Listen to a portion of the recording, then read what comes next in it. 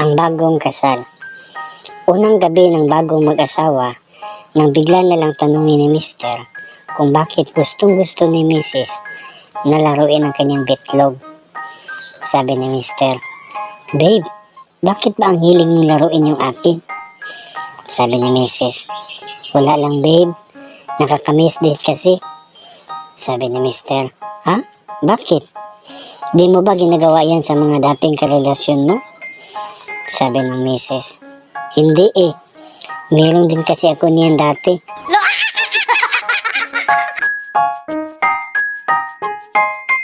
Si Kulas at si Mickey. Sabi ni Mickey, "Pre, may tanong ako." Sabi ni Kulas, "Ano yun, pre?"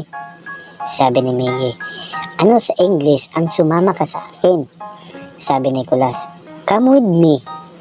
Sabi ni Mickey, "Yung dito ka lang sa akin." Sabi ni Kulas, "Stay with me."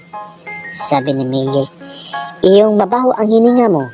Sabi ni Kulas, "Don't talk to me."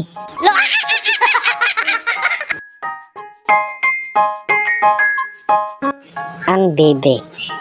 Tuwing natutulog ang anak, may binibigkas ito. "Good night, mommy, daddy, lola, bye lolo." Kinabukasan, namatay ang lolo. Makalipas ang isang buwan, may binigkas na naman ang bata. "Good night, mommy, daddy, bye lola."